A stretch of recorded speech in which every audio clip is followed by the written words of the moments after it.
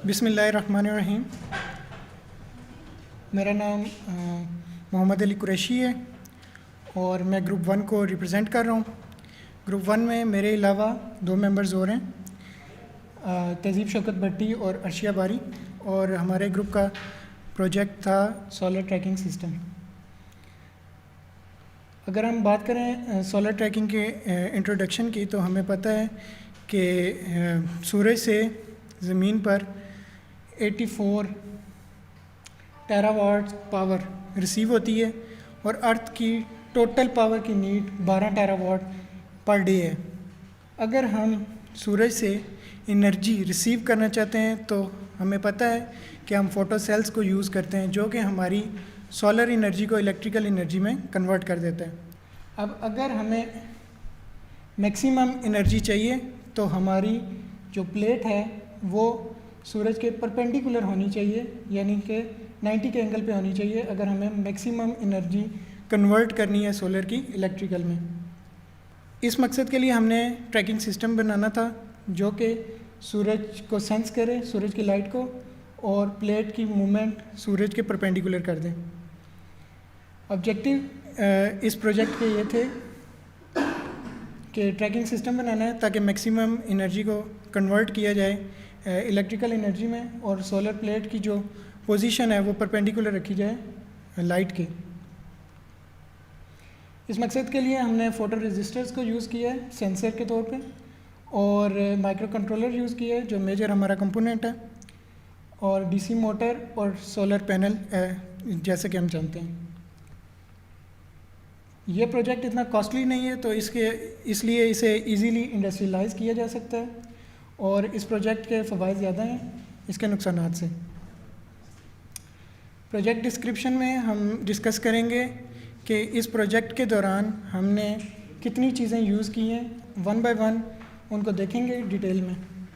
सबसे पहले हमने माइक्रो कंट्रोलर यूज़ किया है 8089C51, जैसा कि यहाँ पर डायग्राम में हमें नज़र आ रहा है।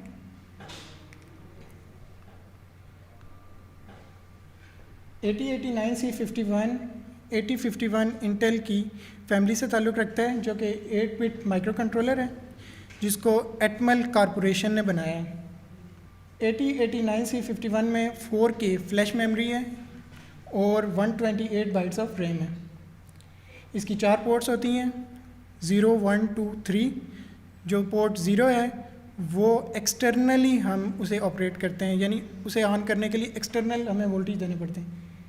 इस आईसी की 40 पिन है और ये ऑपरेट होता है 2 से लेके 5.5 वोल्ट पे, यानी कि अगर 5 से वोल्टेज ज़्यादा होंगे तो ये चिप काम नहीं करेगी, और अगर 2 से कम होंगे तभी ये चिप काम नहीं करेगी। ये इसकी ब्लॉक डायग्राम है जिसमें हमें बताया गया ये हमारी एड्रेस बस है जो कि डाटा को ले जाने और आने में मदद करती है, जो रिस्पॉन्सिबल है। यहाँ पर हमारे पास 4 पोर्ट्स दी गई हैं जिनको हम इनपुट और आउटपुट के तौर पे यूज़ करते हैं। डाटा यहाँ इन पोर्ट से एड्रेस बस के ज़रिए सीपीयू में लाया जाता है। सीपीयू उसे प्रोसेस करता है और इंस्ट्रक्शंस जो हैं डाटा की वो रैम को देता है। रैम जो रिक्वायर्ड डाटा है वो फ्लैश से उठाता है और रैम लोड कर लेता है अपने अंदर और सीपीयू को भेज दिया जाता है। अब सीपीयू जो है वो उस डाटा को प्रोसेस करता है। अब अगर वो डाटा शो कराने वाला हो तो एड्रेस बस उसे लेके पोर्ट पे आ जाती है, और अगर वो डाटा सेव करने वाला है तो वो वहाँ से होता हुआ फ्लैश में चला जाता है। ये माइक्रो कंट्रोलर की बेसिक सर्किट डायग्राम है जो रिक्वायर्ड होती है इसकी प्रॉपर फंक्शनिंग के लिए। इसमें सबसे पहले जो हमारे पास नीड है वो है पावर सप्लाई की, तो हमने पिन नंबर 14 पर VCC देनी है जो कि इसकी रिक्वायरमेंट है ऑन होने के लिए, और पिन जो है पिन नंबर 20 उसको हमने ग्राउंड कर दिया। 31 नंबर पिन जो है वो इनेबल पिन कहलाती है जिस पे हमने VCC देना है ताकि हमारी जो माइक्रोचिप है, जो माइक्रो कंट्रोलर है, वो ठीक तरह काम कर सकती है। पिन नंबर 9 हमारी रीसेट पिन है क्योंकि हम बार बार बटन की मदद से माइक्रो कंट्रोलर को रीसेट नहीं करना चाहते, तो इसलिए हमने एक ऑटोमेटिक सिस्टम के लिए हमने यहाँ पर एक कैपेसिटर 10 माइक्रोफैरड का और 8.2 किलो ओम की रेजिस्टेंस लगा दी है। कैपेसिटर की एक साइड वीसीसी से कनेक्टेड है और दूसरी साइड जो रेजिस्टेंस की है वो ग्राउंड है। इनके दरमियान में एक वायर हमने लगा दी जो कि रीसेट पिन से जाके कनेक्ट होती है। और पिन नंबर जो 18 और 19 है, इस पे हमें क्रिस्टल चाहिए ऑसिलेशंस के लिए, तो हमने 11.0592 मेगाहर्ट्ज़ का क्रिस्टल यूज़ किया है, जिसके साथ दो कैपेसिटर हमने अटैच किए हैं और कैपेसिटर्स की एक साइड जो है वो क्रिस्टल के साथ अटैच है और दूसरी ग्राउंड है। ये माइक्रो कंट्रोलर की बेसिक नीड है प्रॉपर फंक्शनिंग के लिए। ये माइक्रो कंट्रोलर की सब पोर्ट 1, 0, 2, 3 सारों को हम इनपुट आउटपुट के तौर पे यूज़ कर सकते हैं, मगर इसमें जो पोर्ट 3 है वो स्पेशल पर्पसेस के लिए यूज़ होती है। पोर्ट 3 में हमारे पास हर पिन जो है वो एक स्पेसिफिक फंक्शन परफॉर्म करती है, जैसे कि P3.0 जो है और P3.1 वो सीरियल इनपुट आउटपुट पिन्स हैं। यानी कि जब हम इस माइक्रो कंट्रोलर को किसी और माइक्रो कंट्रोलर के साथ कनेक्ट करना चाहते हैं, ठीक है, तो उससे जो डाटा की कम्युनिकेशन है, यानी कि इससे डाटा उधर ट्रैवल हो और उधर से डाटा इधर रिसीव हो, तो इसके लिए जो ये रिस्पॉन्सिबल हैं ये दो पिन्स। उसके बाद हम बात करते हैं P3.2 की और P3.3 की। ये एक्सटर्नल इंटरप्ट्स हैं जो हम इस माइक्रो कंट्रोलर में यूज़ कर सकते हैं। दो इंटरप्ट्स हैं 0 और 1। उसके बाद हमारे पास P3.4 है और 3.5 है, जो कि हमारे पास टाइमर है, टाइमर 0 और टाइमर 1, जैसा कि इसमें दो टाइमर लगे हुए हैं एक्सटर्नल, हम उसे ऑपरेट करते हैं। उसके बाद हमारे पास जो है वो P3.6 और 3.7 है, जो रीड और राइट के लिए यूज़ होती है। उसके बाद इसमें जो आईसी यूज़ की है वो L293D है, जैसे कि आईसी की डायग्राम ये आपके सामने है। ये इसकी रियल लाइफ पिक है। क्योंकि हम इस प्रोजेक्ट में डीसी मोटर्स को यूज़ कर रहे हैं, तो डीसी मोटर्स को हम डायरेक्ट माइक्रो कंट्रोलर से ऑपरेट नहीं कर सकते। अगर हम माइक्रो कंट्रोलर को डीसी मोटर के साथ डायरेक्ट कनेक्ट करेंगे तो माइक्रो कंट्रोलर जो है वो हमारे पास आउटपुट देगा मैक्सिमम जो है, अगर हम उसे 5 वोल्ट इनपुट दे रहे हैं तो 4.5 तक वो आउटपुट दे सकता है, जबकि हमारी मोटर को 9 वोल्ट्स चाहिए ऑपरेट होने के लिए। तो इस मकसद के लिए हमें ये आईसी यूज़ करनी पड़ेगी L293D।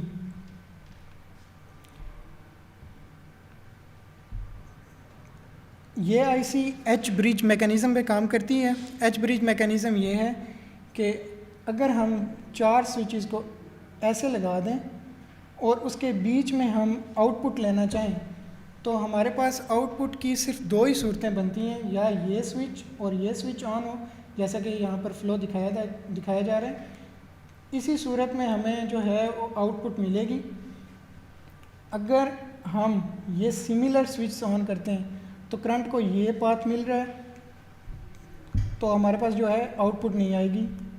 सेम केस ये यहाँ पर भी है। S2 और S4 को अगर हम ऑन कर दें तो करंट को ये पाथ मिल जाना है, तब भी हमारे पास जो है वो आउटपुट नहीं आएगी। इसके 2 ही केसेस बनेंगे, क्रॉस केसेस हैं। जैसे S1 और S4 को अगर हम ऑन करेंगे तब हमारे पास आउटपुट आएगी, या S2 और S3 को ऑन करेंगे तब हमारे पास आउटपुट आएगी। इसको एच ब्रिज मैकेनिज़्म कहते हैं, जिस पर ये आईसी काम करती है।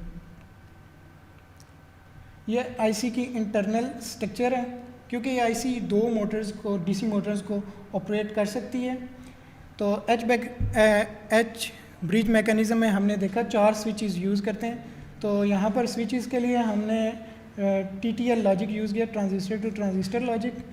तो 4 स्विचेस हैं तो 4 ट्रांजिस्टर। अब ये क्योंकि 2 मोटर्स के लिए है तो 4 और 4 8 यहाँ पर ट्रांजिस्टर्स यूज़ हुए हैं। तो हम एक साइड की पहले बात कर लेते हैं।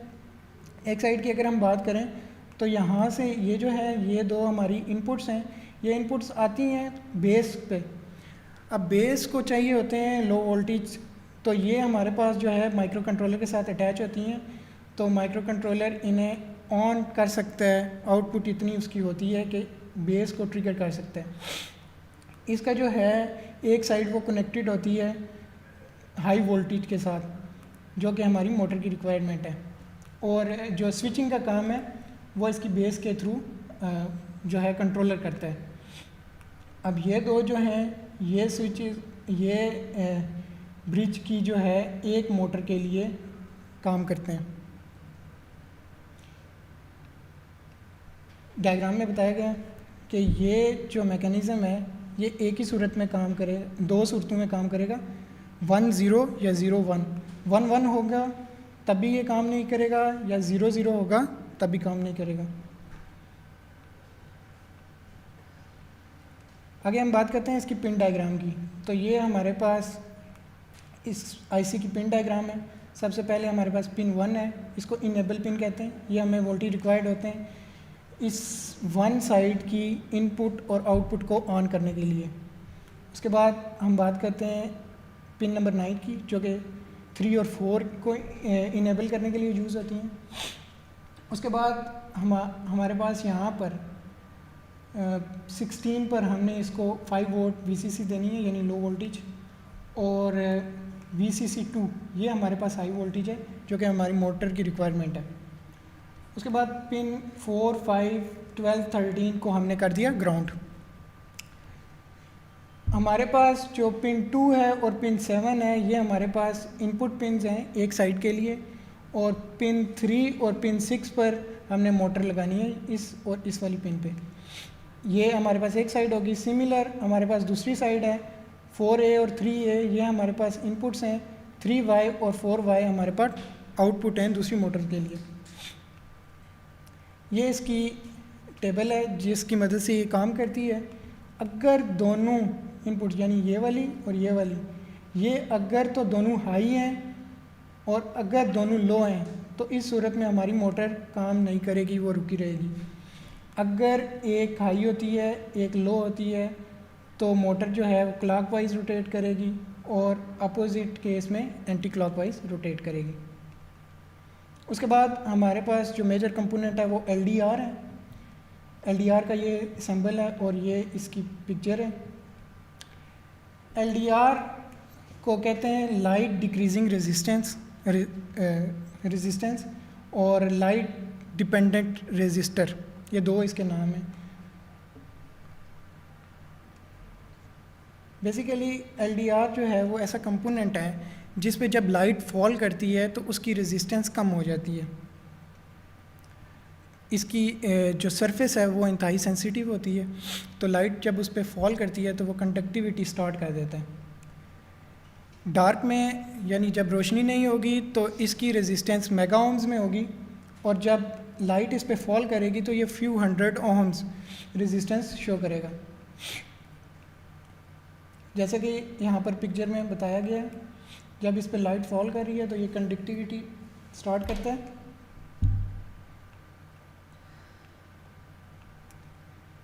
अब LDR के अगर इंटरनल स्ट्रक्चर की बात करें तो सबसे पहले हमारे पास इंसुलेटिंग सबस्ट्रेट आता है, उसके ऊपर हम लाइट सेंसिटिव मटेरियल डाल देते हैं, और उसके साथ हमारे पास दो मेटल कॉन्टैक्ट यानी कि दो टर्मिनल्स होते हैं, एनोड के तौर पे और कैथोड के तौर पे यूज़ करते हैं।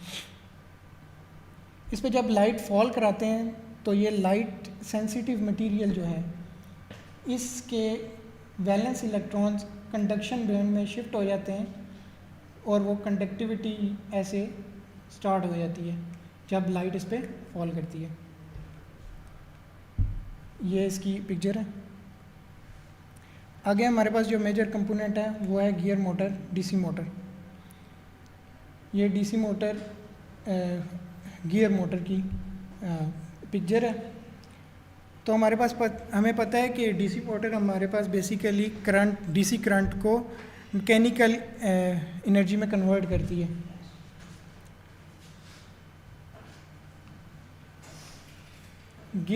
मोटर DC मोटर में बेसिकली होता है कॉइल होती है, इंडक्टर जिसे कहते हैं, उसमें जब करंट पास करता है तो मैग्नेटिक फील्ड प्रोड्यूस होती है। इस मैग्नेटिक फील्ड को हम यूज़ करते हैं रोटेशन के लिए। जैसा कि इस पिक्चर में बताया गया है, दरमियान में एक हमारे पास मैग्नेट है और ये कॉइल्स हैं जिनमें से जब करंट पास करता है तो ये मैग्नेट बन जाती हैं, ठीक है। तो इनकी मदद से हम रोटेशन करते हैं, इसको डीसी मोटर कहते हैं क्योंकि इसमें डीसी करंट यूज़ हुआ है और इसकी मदद से हम डीसी करंट को मैकेनिकल एनर्जी में कन्वर्ट करते हैं। अब क्योंकि डीसी मोटर की स्पीड बहुत ज़्यादा होती है और हमारे प्रोजेक्ट में हमें सोलर प्लेट के साथ चलना है, तो सूरज की जो मोशन है वो बहुत स्लो है। जैसे ही लाइट सेंसर पे पड़ेगी तो प्लेट अगर डीसी मोटर हम डायरेक्ट यूज़ करते हैं तो एकदम से मूव कर जाएगी क्योंकि उसके आरपीएम ज़्यादा होते हैं, रोटेशन पर मिनट ज़्यादा होती है। तो हम इस मकसद के लिए गियर मोटर यूज़ करेंगे। ये हमने गियर लगा दिए इस पर ताकि इसकी आरपीएम को कम किया जा सके, ठीक है। इसके टॉर्क की स्पीड को कम करने के लिए हमने गियर यूज़ किए। उसके बाद हमारे पास कॉमन यूज़ होता है रेजिस्टर। ये इसकी पिक्चर और सिंबल है। रेजिस्टर इलेक्ट्रॉनिक्स का बेसिक कंपोनेंट है जो कि करंट को रिड्यूस करने के लिए यूज़ होता है। इसकी इस एबिलिटी को कि ये कितना रेजिस्ट कर सकता है करंट को, इसको रेजिस्टेंस कहते हैं और इसका यूनिट जो है वो ओहम्स है और उसका सिंबल ये आप देख सकते हैं। अगर हम डेली लाइफ से एग्जांपल लें रेजिस्टर की तो ये बिल्कुल ऐसे है जैसे एक पाइप में से पानी फ़्लो कर रहा हो। अब पानी उतना ही पाइप से फ़्लो करेगा जितना पाइप का साइज़ होगा। जैसे कि यहाँ पर आपको बताया गया है कि ये जो है पाइप यहाँ से हाई वोल्टेज आ रही है मगर रेजिस्टेंस के अंदर जगह ही इतनी है वोल्टेज गुजरने की, वो रेजिस्ट कर रहे हैं उसे, आगे जो है वो करंट जो है वो रिड्यूस हो रहे हैं। उसके बाद हमने यूज़ किया कैपेसिटर। ये कैपेसिटर का सिंबल है और ये कैपेसिटर की रियल लाइफ डायग्राम है, फ़ोटो है। कैपेसिटर बेसिकली क्या है कि इलेक्ट्रिक फील्ड को स्टोर करने के लिए यूज़ होता है, या इसको अगर हम दूसरे लफ्ज़ों में एक्सप्लेन करें तो बेसिकली चार्ज स्टोरिंग डिवाइस है। ये इसकी डायग्राम है जिसमें हम देख सकते हैं कि ये चार्ज स्टोर कर रहा है। उसके बाद हमने क्रिस्टल ऑसिलेटर यूज़ किया है माइक्रो कंट्रोलर के लिए। ये ऑसिलेटर की सिंबल है, ये इसकी पिक्चर है क्रिस्टल की। क्रिस्टल बेसिकली हमारे पास जब हम एटम्स और मॉलिक्यूल्स या आयंस को एक स्पेशल पैटर्न में पैक कर देते हैं तो हमारे पास वो क्रिस्टल कहलाता है। हम क्वार्ट्ज क्रिस्टल यूज़ करते हैं हाई स्टेबिलिटी के लिए क्योंकि जब हम उस पर फीड अप्लाई करते हैं तो बेसिकली एटम्स और मॉलिक्यूल्स जो हैं वो वाइब्रेशन स्टार्ट करते हैं, तो हमें वही वाइब्रेशंस चाहिए होती हैं। क्रिस्टल का इक्विवेलेंट सर्किट यहाँ पर आप देख सकते हैं RLC सर्किट है जिसकी आउटपुट ये आप देख सकते हैं कि ऑसिलेशंस हैं। बेसिकली RLC को हम क्वार्ट्ज क्रिस्टल की जगह इसलिए यूज़ नहीं करते कि क्वार्ट्ज क्रिस्टल मोर स्टेबल होता है RLC सर्किट के। ये हमारे पास अपने प्रोजेक्ट की ब्लॉक डायग्राम है जिसमें हम देख सकते हैं सबसे पहले हमारे पास हमारा माइक्रो कंट्रोलर 8089C51 लगा हुआ है। उसके बाद हमने सेंसर 1, सेंसर 2, सेंसर 3 और सेंसर 4 यूज़ किए हैं। हमारे पास जो सोलर प्लेट है उसकी 4 साइड्स हैं तो 4 सेंसर यूज़ किए हैं जिनको हमने कनेक्ट कर दिया है पोर्ट 1 की पिन नंबर P1.0 से लेके P1.3 तक। उसके बाद जो सेकंड चीज़ हमने यूज़ की है, हमने पहले भी डिस्कस किया है L293D को, जो कि हमारे पास लो वोल्टेज इनपुट लेगी और हाई वोल्टेज आउटपुट देगी, जिसको हमने कनेक्ट कर दिया है माइक्रो कंट्रोलर की पोर्ट 2 के साथ और पोर्ट 2 की जो पिन्स यूज़ की हैं P2.0 से लेके P2.3 तक। इसके आगे हमने आउटपुट पे 2 DC गियर मोटर्स को यूज़ किया है जो कि डायग्राम में आप देख सकते हैं। अगर हम सर्किट डायग्राम की बात करें तो ये इसकी सर्किट डायग्राम है। सर्किट डायग्राम में ये क्योंकि प्रोटीएस पे बनी हुई फाइल है तो यहाँ पर आपको पिन 14 यानी VCC पिन और पिन 20 जो ग्राउंड पिन है वो नज़र नहीं आएगी। यहाँ पर हमने रीसेट के लिए मैकेनिज़्म लगा दिया, जैसे कि हम पहले डिस्कस कर चुके हैं। क्रिस्टल और कैपेसिटर का जो बेसिक सर्किट है ये भी हम माइक्रो कंट्रोलर के लिए यूज़ करते हैं, डिस्कस कर चुके हैं। इसमें हमने सबसे पहले 5 वोल्ट्स दिए और उसके आगे हमने लगाया 10 किलो ओम का एक रेजिस्टर। उसके बाद हमने लगाया LDR जो कि हमारे पास बेसिकली लाइट को सेंस करेगा, और उसकी एक वायर हमने जोड़ दिया ग्राउंड के साथ। रेजिस्टर और LDR के दरमियान से हमने एक वायर निकाली है और माइक्रो कंट्रोलर की पिन P1.0 पे लगा दी है।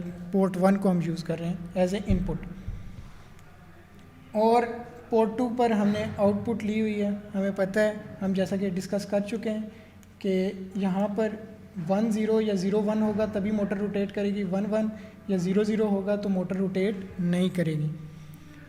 अब होगा क्या, जब हमारे पास 5 वोल्ट्स आ रहे हैं तो LDR डार्क में पड़ा हुआ है, लाइट इस पे फॉल नहीं कर रही, तो इसकी रेजिस्टेंस ज़्यादा है, ये उसको पाथ मिल रहा है करंट को, तो करंट बजाय नीचे जाने के ग्राउंड में वो पोर्ट पे चला जाता है P1.0 पे। अब हम इस स्टिमुलेशन को ऑन करते हैं। ये हमारे पास स्टिमुलेशन ऑन हो चुकी है। अब हम एक LDR पे लाइट फॉल कराते हैं। ये हमने एक LDR पे लाइट फॉल की। LDR ने इस पोर्ट को, इस पिन को P1.0 को ऑफ़ कर दिया। इसको ऑफ़ किया तो ये हमने कोड के थ्रू मूव कराई हुई है इधर P2.0 पे, तो ये पिन ऑफ हुई, तो ये 0 और 1 का लॉजिक जो है वो L293D में चला गया और मोटर ने एंटी क्लॉकवाइज रोटेट करना शुरू कर दिया। अब इसके डाटा को हमने इधर भी शिफ्ट किया हुआ है, यहाँ पर हमने LEDs लगाई हैं ताकि हमें पता लग सके कौन सा LED है। LDR जो है वो इस वक्त ऑन है।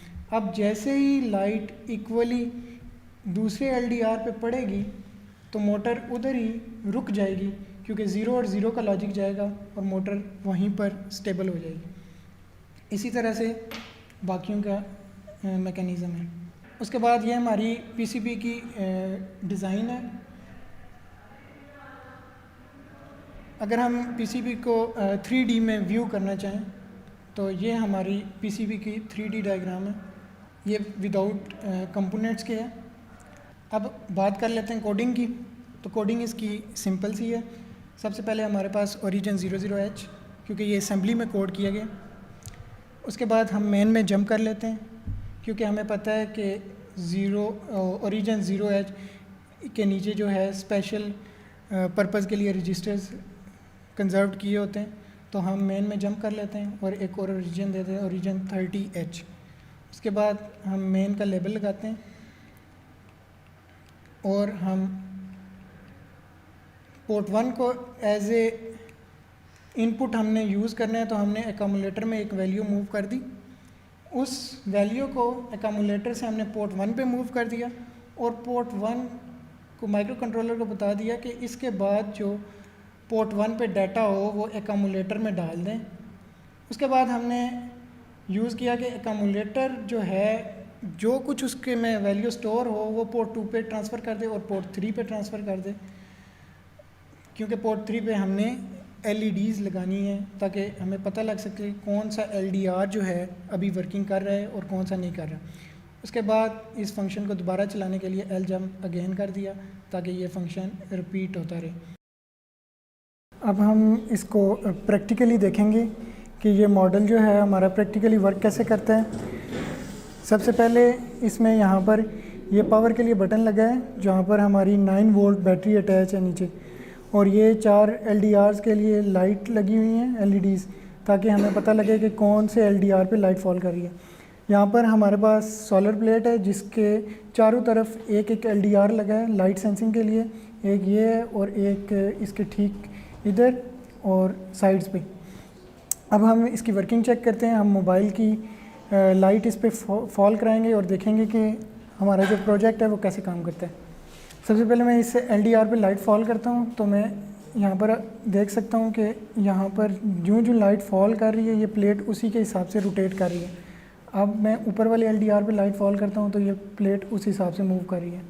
इसी तरह अगर मैं साइड वाले LDR पे लाइट फॉल करता हूँ तो ये प्लेट जो है वो सर्कुलर मोशन शो कर रही है।